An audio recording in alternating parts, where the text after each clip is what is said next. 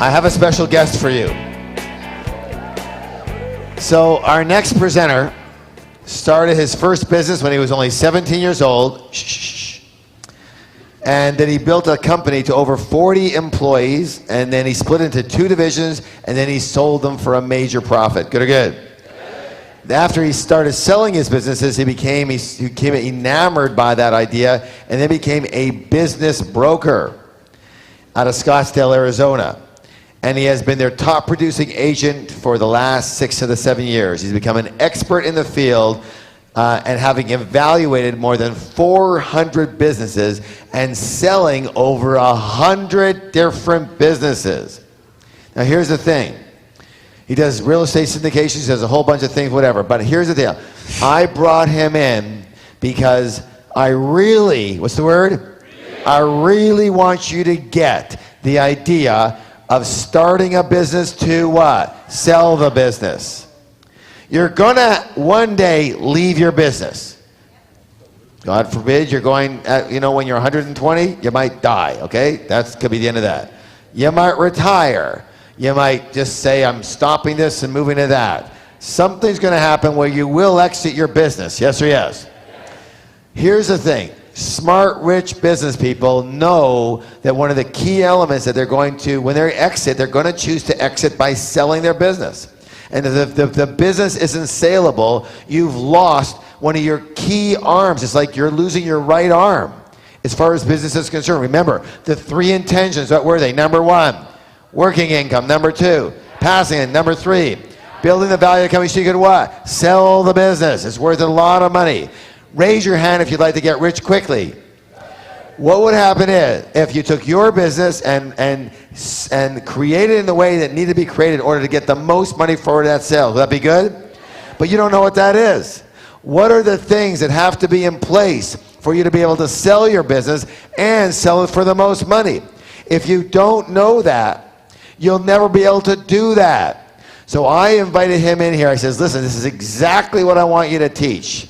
I want you to teach them how to create major value in their company. What do people who are buying businesses, what do they look for? What will they pay for? What will they not pay for? What will they go, I wouldn't want this business with a 10-foot pole? Or will they go, wow, this is incredible business to buy? Because the goal is, remember, what are you doing? You're selling what? A business, yes or no? No. What are you selling? A what? You're selling a money machine. So how would you like to know how to create a money machine? Yes or yes? All right. And there's not too many people who will teach this, and this gentleman's an awesome guy. He's been with our programs before. He's a great guy, and he's going to teach you how to do that. And then we're going to move on in the next section after that to another piece of this. But you need to get this. Say, I need to get it. I need to get it. How about a peak potentials welcome for Mr. Matt Euler?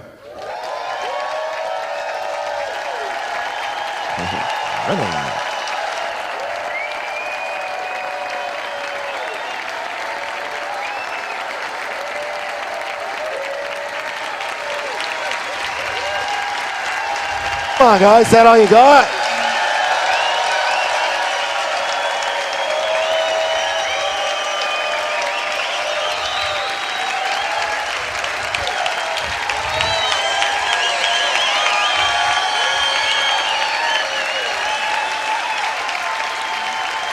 Thank you.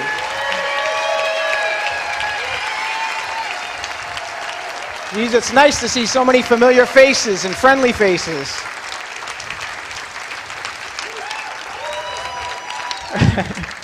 Thank you very much.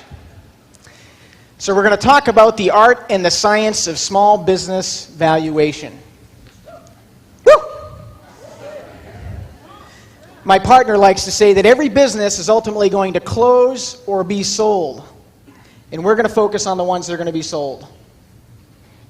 One thing that I find fascinating with the clients that I meet with and I see in my own life, for most of my clients, their biggest asset they have is their the small business, the one they created, the one they're working in every single day. I'm curious, how many people is that true for? Not as many as I thought. We'll work on that. There are people in this room that are going to take this information and turn it into hundreds of thousands of dollars in a short period of time. Or as Harv would say, hundreds of thousands of dollars.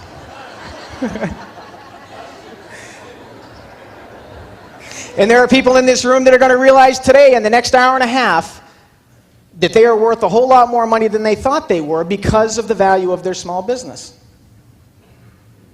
And I'm afraid there are people that are going to be disappointed because they're going to realize in the next hour and a half that their business is not worth what they thought it was, and their net worth is not what they thought it was, and they're worth less than they thought they were. But I promise, by the time you leave here today with me, you will have at least a few more distinctions for how to increase the value of your asset, your small, privately held business. And if you work for somebody else, my guess is, if you work for somebody else and you're in this room, you're successful at what you do. And even if you never intend to own a business, I suspect you will have opportunities to invest in other people's businesses. And people will approach you with their idea or with their plan. And the information we're going to talk about will help you to evaluate those. Is the risk worth the reward? So it's helpful for me to get an idea of who's in the room.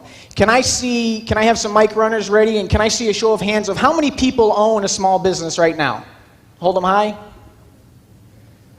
So probably about 80% of the room. Can we get a sampling of, keep your hands up if you want to, who owns a small business? How about this woman right in the back with the pen in her hand? Okay. What type of real estate do you invest in? We invest in residential units and mixed-use buildings throughout the United States. Okay. Somebody else? How about up front here, this gentleman that's tenacious enough to keep his hand up? Hi. Hello, my name is Todd from Los Angeles, and I have one of the oldest and largest promotional products distributor firms in the country. Last week in Las Vegas, we were recognized as the Family Business of the Year for 2006.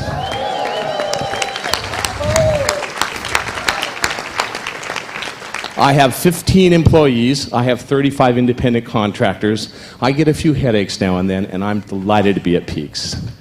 Thank you. It's the Singleton Company. Okay, let's take one from this side over here. The gentleman in the green shirt.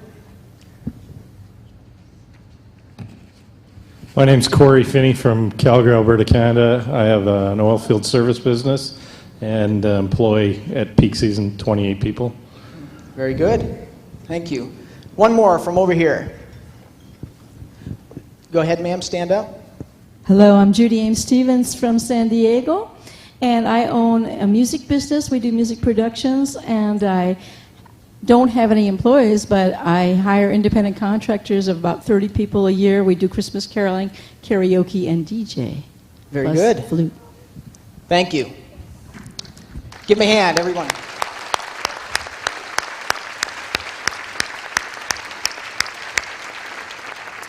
So this is what we're going to do. Harv and I spent quite a bit of time talking about how in an hour and a half I could try to teach the art and the science of small business evaluation. And what we came up with was to have you folks evaluate some businesses. If we can have the handouts distributed, please. So you're going to have a handout here that on one side is going to have information about a printing business. On the other side, there's going to be information about a fine art gallery. With the information that I've provided, and I've stripped out all the fluff, most of the fluff, with the information I've provided, there's enough there to determine what you believe the fair market value of the business is. Now, what is fair market value? Anybody?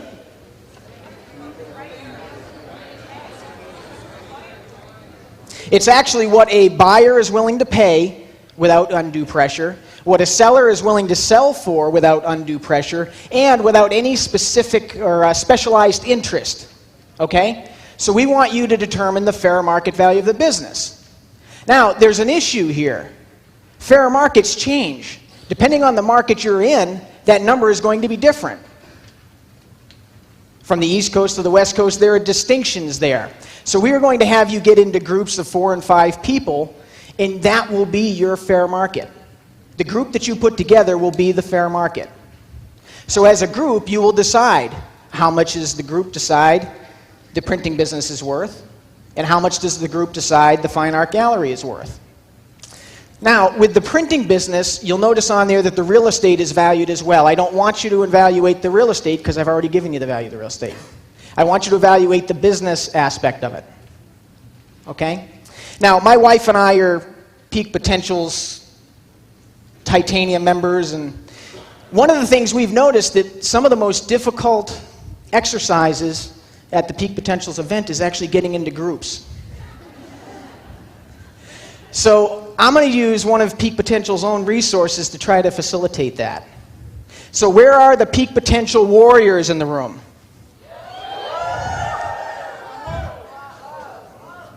Where's Rob? Did you change the program or something? Because that's a little different than... I don't know. You know, where's my warriors? One a ho, ready? A-ho! That's what we're looking for. That's them.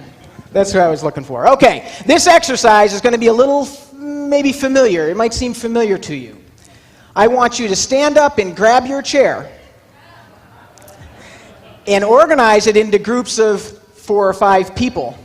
And then as soon as you're done, go ahead and sit down and pick a spokesperson, because after you're done evaluating the business, hold on just 1 minute, I'm going to give you some more instruction, plus I'm going to time you in warrior style. Once you're done, we're going to have a spokesperson from your group tell me, we're going to take a sampling of how much value people placed fair market value on each different business. Okay? And then after that, I'm going to walk you through my valuation process and what ultimately happened in both of these transactions, how the value played out. Okay? So if you're looking at this piece of paper and your eyes are starting to glaze over and you're going into what I call analysis paralysis, relax. Take a deep breath. The reason I'm having you get into a group is because the team always wins. Okay? So if numbers are not your strong suit, let your team support you. Let you lean on your team. Okay? Now, what do you do if you're not yet a Peak Potential's warrior? Act like one. You got 1 minute. Go ahead. Get into groups of 4 or 5. So how did you like that exercise? I heard some grumbling when I was roaming around the room. I almost picked up some anger even. People just wanted to know the formula. So is there a volunteer that can come up and, somebody with wonderful penmanship who can come up on the stage and write down the samplings we're going to get? Yes, sir, right here. What's your name? Dan. Let's give Dan a hand. Come on, a real hand. There we go. So what we're going to do is on one side, printing business. On the other side, fine art gallery. We'll take about 10 samples. Line in the middle will be great. Okay, who has the valuation? Yes, sir, right here in the red. We'll need some mic runners, please. And we may be able to call them out and have that work, and that might be quicker. How much did you come up with for the printing business? Well, we didn't come up with a complete consensus, but I'd say about $400,000 for the printing business. And how much for the fine art gallery? About $1.2 million, $1.5 million. Okay, thank you. We'll find out. Somebody else. Yes, sir, right here. That's okay. We'll try it without the mics. Yep. Business, 1.2 million. 1.2 million for the printing business. Sold right there to that gentleman in the front. Yeah. And how about for the fine art gallery? The fine art is 4.1 million. 4.1 million? Yes. Is that what Yes. 4.1 million, okay. Let's go to this gentleman right here. How much for the printing business? 200,000. 200,000. Fine art gallery? 1.2. 1.2 million, okay. Yes, ma'am, right here. 330,000. 330,000. The art gallery, 1.2. 1.2 art gallery. Interesting. Yes, the woman in the pink, right in the very back there. For the printing business. 450 for the printing business. And 750 for the art gallery. 750. Okay, yes. 120,000 for the printing business and 500,000 for the art gallery business. Okay. Let's take one more. Who wants it? Come on, who wants it? Okay, right in the back. Yes, sir. $30,000 for the printing business? $30,000 for the printing? Ah, interesting. We got 100,000 for the art gallery. 100,000 for the art gallery, okay. Wow. Some pretty big disparities here. What do you think, Dan?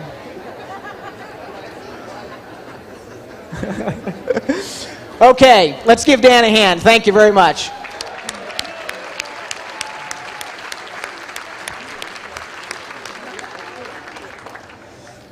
Now, there are some things we need to talk about before I tell you about my valuation. And Harv wanted me to drive the point home as much as possible that he wants you to apply this, and the benefit of this information is applying it to your business. Okay? This is fun, but this isn't where the money is. The money is in your own company.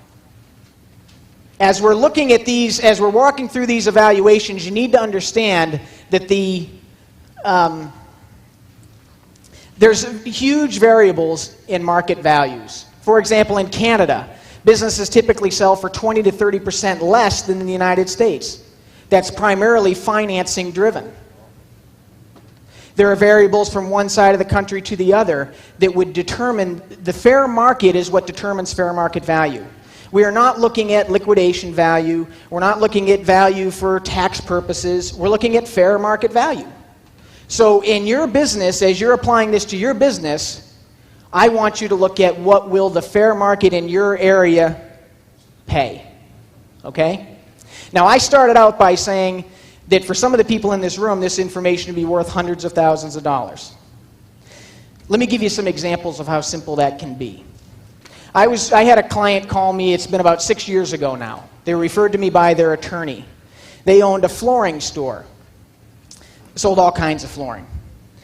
And they wanted to sell their business. So I met with them and I did an evaluation from beginning to end and walked through the whole process of understanding what their business was worth, and came up with a number of about $400,000. They wanted about $800,000.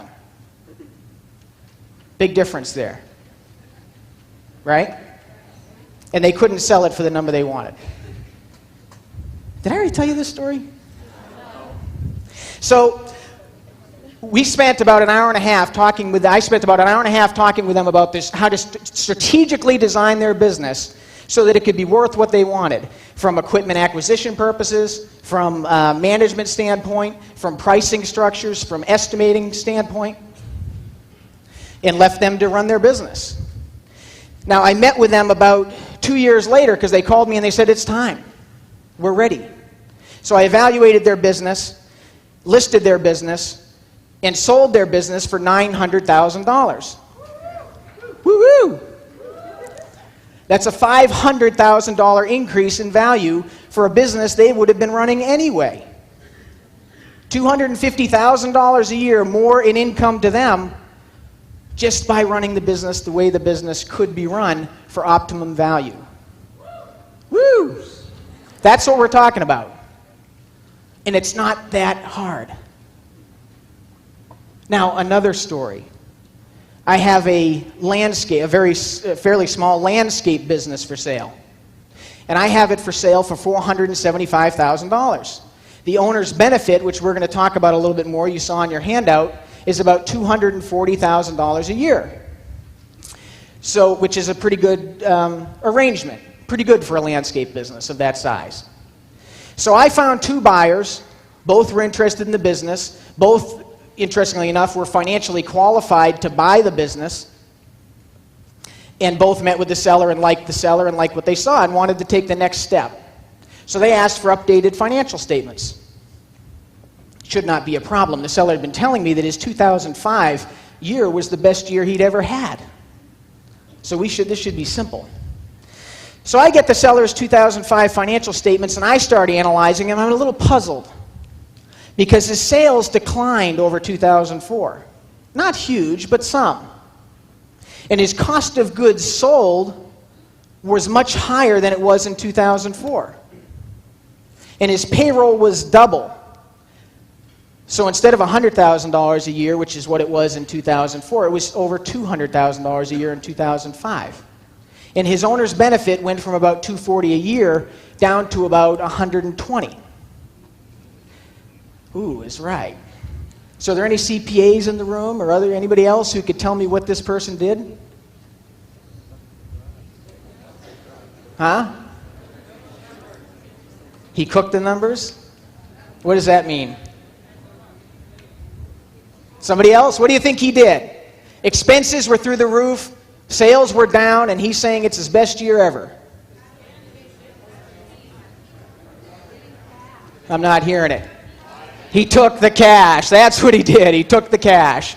So he had a couple of opportunities. Matter of fact, he had 5 jobs in 1 year where they said, hey, I got a bucket full of cash here. Why don't I just pay you cash, give me 10% off or something, and let's try that. He thought that was great. He bought a new boat, a new truck, took a vacation, had a wonderful time. What did he do to the value of his business? In 1 year. He reduced the value of his company in 1 year by over $200,000. And both buyers that were qualified walked away. One said, hey, if he's willing to lie to that level, to the IRS, what else is he lying about? Just find me something else. So that's what we're talking about today, and that's what I want you to think about as we're walking through these evaluations. That's the kind of money that is simply, $200,000 less in 1 year. And that's going to go with him for a long time. Most businesses are sold based on an average of 2 to 3 years history. So he just damaged the value of his company to that level for 2 or 3 years. And I would even go as far as to say beyond that. Because an astute buyer who looks at a 5-year history is going to say, geez, what happened in 2005? If I have a year like that, I'll lose my house. So maybe I ought to pay a little bit less, even though things seem to have turned around. So that's what we're talking about, and that's what I want you to think about. Now, determining the fair market value of businesses. I have never had 2 attorneys, 2 CPAs, 2 buyers, 2 sellers ever agree on the same valuation of a business. Why? Because it's open to interpretation. There's the science and there's the art. And the art is the part that's open to interpretation. I believe in order to determine the fair market value of a business, you need to be involved in the fair market. You need to understand the fair market. You need to understand what type of financing is available. You need to understand what buyers will do. What else is out there for somebody to invest in? Do you think if the stock market was producing 40 or 50% returns consistently, that people would pay as much for a business that they have to run full time? Absolutely not. There are industry elements that can affect the fair market value of a business as well. So what I bring to the table is having evaluated over 400 businesses and having closed over 100 deals. That's my experience in the fair market, and that's what I'm going to speak from. So the printing business. I went and met with these nice folks. They were also referred to me by their attorney. Ready to sell their business, happy as could be, thrilled. This was their payday. Whenever I evaluate a business, I start by looking at the science. The science to me is the math. The math is how much can the business afford to pay for itself? How much can the business afford to pay for itself? It has to be financially feasible. Otherwise, in my world, and most for fair market value, you lose 80 or 90% of the buyers if it's not financially feasible. In order to determine whether a business is financially feasible, you need to understand owner's cash flow. Another term for owner's cash flow would be seller's discretionary income, owner's income, owner's benefit. Are those terms familiar? Can I see a show of hands? Okay. Most businesses are run to reduce their profit as much as possible because that's what they pay taxes on. So net income is not the number we're looking for. We're looking for the owner's benefit or the owner's cash flow. In my sheets, that's called owner's cash flow. In order to calculate the owner's cash flow, you take the net income of the business, which would be after all expenses, and then you add back expenses that would either be gone for a new owner or different. What are some examples? Can I have some examples? Just call them out. Yes, sir. the rent. Well, actually, that's a little more, I'll come back to that because that's an interesting conversation. Salaries, right. If the owner's taking a salary and his profit is reduced because he took a $100,000 or she took a $150,000 salary, that's going to drive the profit down, right? Why would we add that back to the net income? Because when the business is sold, that expense is gone. So that becomes owner's cash flow. Another example would be a seller's vehicle, or the owner's vehicle. Say they're writing off a vehicle through the business.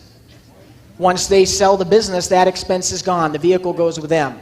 A little bit more complicated example would be, say the seller has financing on the business. Say there's a piece of equipment, a printing press, that they are leasing, and the payments are $500 a month. Most businesses are sold assuming that they will be free and clear at the time of closing, which means that $500 a month expense goes away when it's sold. Are you with me?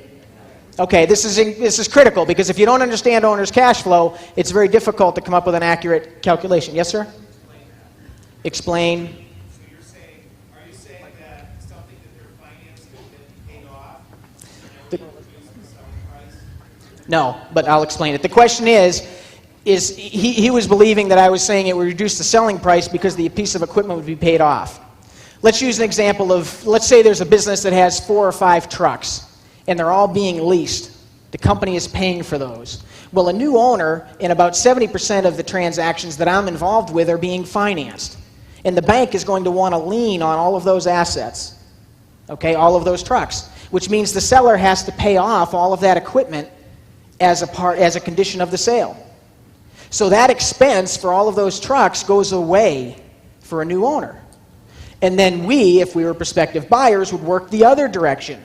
Once we have an owner's cash flow number, how much is my debt service going to be on the business if I didn't pay cash for it? What's my salary going to need to be? Okay? In a transaction where the transaction was being financed through a bank, the equipment would be free and clear. Okay? And this is why it's important to understand this, because let's say there was a seller carryback scenario where the seller is going to play the bank. And the seller says, you know what, I'm not going to pay off all this equipment because you're not giving me enough of a down payment to do it. So I want you to assume it. That's going to change the owner's cash flow number. Okay? But as a rule, in this situation, we're going to assume that these owner's cash flow numbers are accurate. If you were evaluating a business opportunity, you would want to make sure they're accurate. You would want to understand them because that's a huge factor with how much you're going to pay. Okay? Yes, sir. One other question. Yep. Yeah, with the printing business, wouldn't you have to back out some of the owner's salary as a net because you're going to need to replace the owner because they're working both appear to be working full time in the business? Okay. Well, I'm going to get to that. Okay. Yep. Good question. So let's look at the financial feasibility of the printing business. And if we can go ahead and hand out the second set of handouts, please. Sure. Owner's cash flow would be the net income of the business. And then you would add back to that net income any expenses that were either one time, were specific to the seller, or are going to be different, like debt service. Debt service would be a bank loan, interest expense on the purchase cost. Okay? Okay, what's being handed out to you is 3 pages. One is the financial feasibility of the printing business. The second page is some elements of the artistic values of a deal. And then the third page is for the fine art gallery. Up on the screen, you'll see the calculations that determine financial feasibility of the printing business. Okay, so let's look at this. Most businesses, I generally start with a value for the business that's a multiple of owner's cash flow. It's not where I end up, but I need to have a starting point. Most businesses, again, as a gross generalization, sell for 2 to 3 times the owner's cash flow, verifiable owner's cash flow. Now, please, I don't want to oversimplify this because I've sold businesses for as much as 5 times owner's cash flow and I've sold them for less than 1. So there are huge variances in these numbers. But in this situation, I decided to take a 2.5 times owner's cash flow number as a starting point to see how financially feasible this transaction would be. So I plugged in a $300,000 purchase price to start, okay? In the fair market where this business is located, there is small business administration financing available. About 70% of our transactions are financed that way. Most SBA financing, if you're dealing with a lender who's astute in these areas or a broker, can be arranged with 20% down payment. For a business alone, it would be 10% terms, and the interest rate would be someplace around 8%. And again, in your market, it would be different. I'm not trying to teach you about how to get a business financed. I'm trying to talk about the system for evaluating a business and ultimately adding value to your business. So if we take a $300,000 number and we subtract $60,000 from that, we end up with a bank loan of $240,000, okay? If you take that and amortize it over 10 years at 8%, you end up with about almost $35,000 in payments to the bank. If we look at a 3-year average owner's cash flow on this business, we come up with about $123,600 in average owner's cash flow. Is everybody with me? What's the next line say? New rent expense. How many of you caught that there was a little red flag around the business premises? You see, if you look at your sheet, the previous owner owned the building free and clear. They had no occupancy expenses, and they were not paying themselves rent. Is a new owner going to have rent expense? Absolutely. That would be called the negative add back. We're not adding back, we're taking away, okay? So if we take the $123,600 and we subtract the new rent expense that a new owner is going to have, we end up with about $75,600. Then we subtract the bank payments of $34,900, and we end up with about $40,724 left over after the new rent and after the purchase costs. You follow me? Okay. Let's stop there for a minute. I know there's lots of questions floating around. Let's stop with that. The aspect of art. Where does the art come into the valuation process? Inventory. All right, well, we're running low on time here, so I'm going to tell you instead of taking it from the... Art would be things like the number of employees, the diversification of employees. It's in your handout. Why don't we look at it together?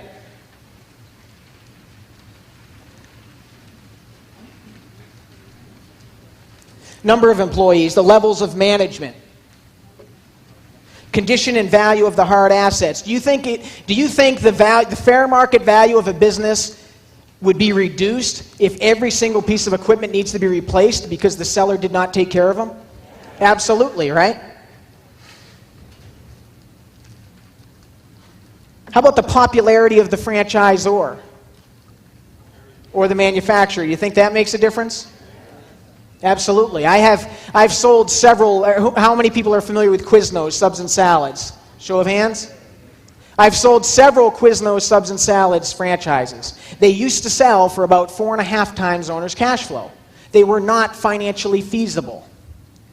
They could not. People needed to come in either with another source of income in order to operate them, or they needed to come in with an unusually large down payment in order to operate them. They were not financially feasible. But Quiznos was so hot that they were selling for a premium.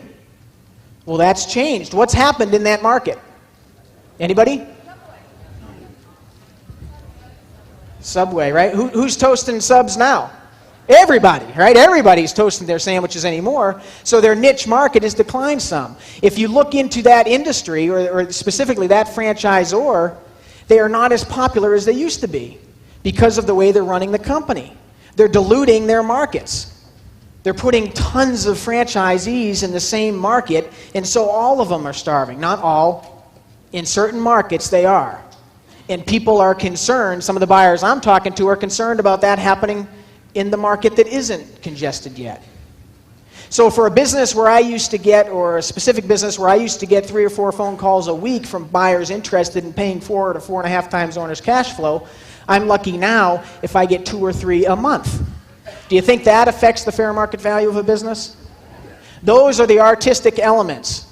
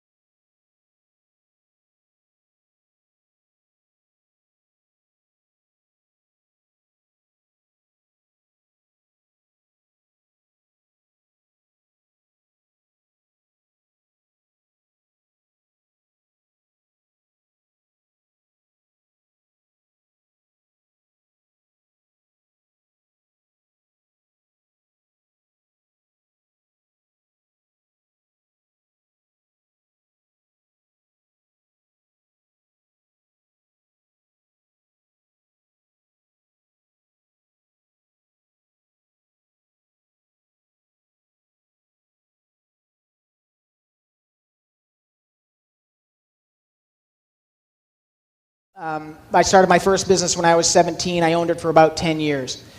After about 3 years or so, I had decided that I had enough. It was time to sell it. So I went in and talked with a business broker, and they evaluated my business for me and gave me a number that was just flat out an insult, as far as I was concerned. I mean, who wouldn't want to pay me to work 18 hours a day, right? But fortunately, I'm not so stubborn that I didn't listen. So I took that information and started to grow my business more and more. Went and visited a business broker again. He gave me some more input. It was still not the number I needed. I was probably 23 at the time. I needed significant funds in order to sell my job. Couldn't get that number. So I dug my heels back in and started to grow my business. And in 1 year, I went from 9 employees to 40 employees. Everything within my business changed except for me. I now had managers, I now had systems in place, but I was still running it as if it was a one-person show. And it was killing me, because emotionally I was so attached to every aspect of everything that went on. And the business wasn't running smoothly, it was just driving me crazy. So I made a decision that I was going to move to Arizona. My business was located in New Hampshire.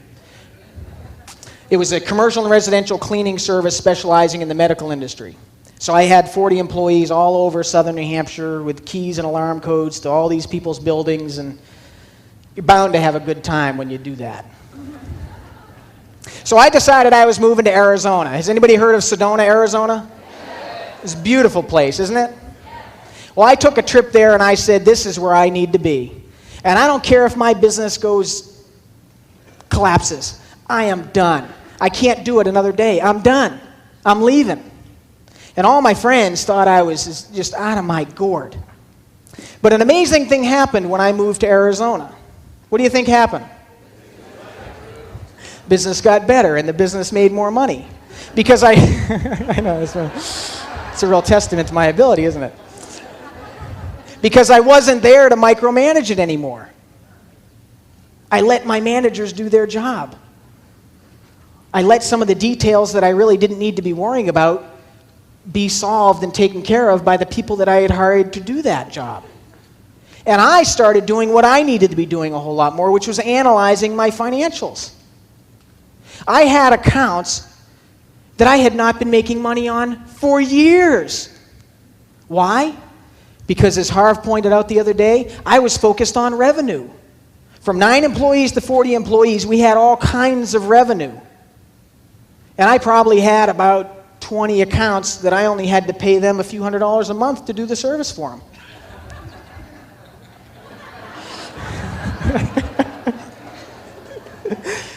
So in a very short period of time, I was able to add about $6,000 worth of profit to the bottom line through my company. And one thing I don't think Harv talked about is when you reduce expenses, that becomes net.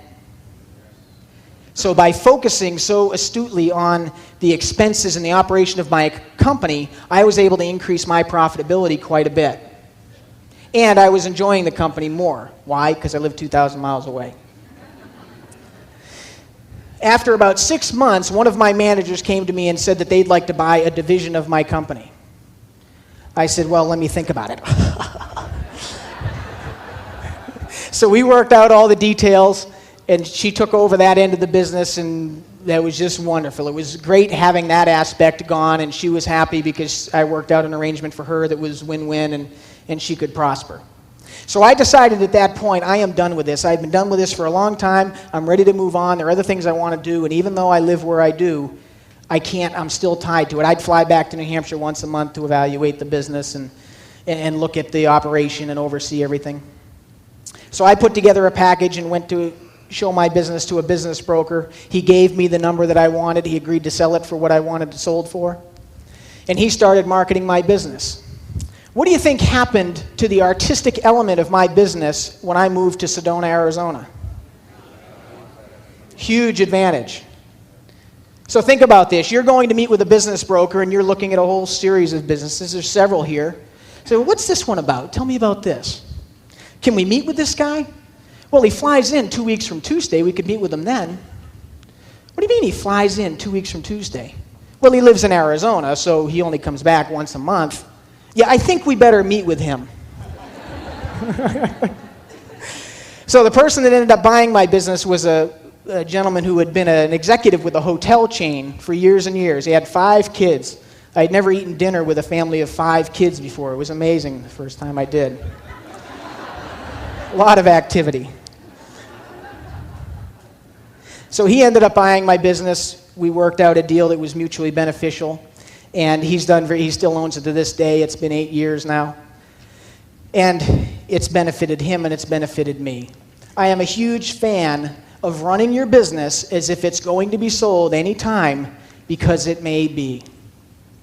When I first got into this business, 7 years, the business of selling businesses, 7 years ago, it used to be that if you looked through our portfolio of almost 400 businesses that are for sale, that you would see years in business 11, 12, 18, 22. If you look through our book of listings right now, you will see businesses that have been established 3 years, 5 years, 2 years. People do not stay in the same industry or the same business or same career, for that matter, as long as they used to.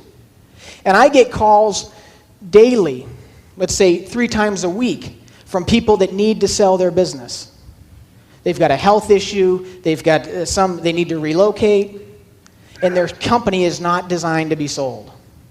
So I hope you will take this information to heart and apply it to your business so it gives you more flexibility of when you can move on. And in my business, I wanted to move on for a long time, and there are times, I'm sure you've all experienced this, there are times when it's time to go. And in the 8 years since I've sold my business, I now own 2 companies. I'm partners in 5 others. I'm a general manager for 2 multi-million-dollar real estate syndications. It's what I needed to do. So I hope that you'll take this information and use it to get your business in a situation where it becomes a liquid asset, as opposed to what most people would consider to be a very illiquid asset. So if you could all take a minute, put all your things on the floor and close your eyes.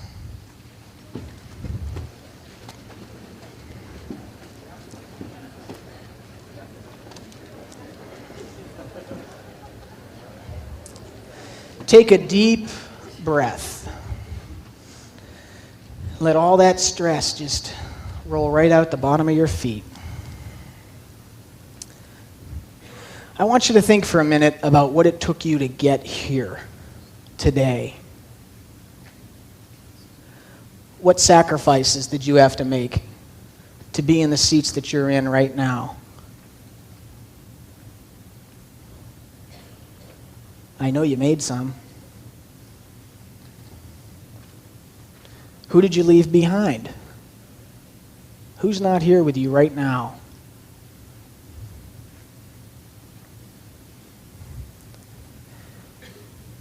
And what is your reason for being here? What is your why? What is the why that got you to make the sacrifices to be here today? And what are you hoping to leave here at the end of this event with? Did you find it already? Or are you still looking for it? Take another deep breath. Just acknowledge yourself for being here, for doing what it took to get here, for being in this seat from 9 in the morning until 11 o'clock at night every single day for the course of this event. Do you feel that? Take another deep breath. And open your eyes. I mentioned that my wife and I are Peak Potentials Quantum Leap members, and we come to a Peak Potentials event once a quarter has been our history, and we use it as a way for us to further our relationship and stay on focus and work on growing together, and it's been phenomenal for us, and I know what it takes to be seated in your seat. It's a big deal. So I acknowledge you for taking the time and the energy to be here today, and I certainly thank you and honor giving me the time to convey this information to you. I hope it's been helpful. You're welcome.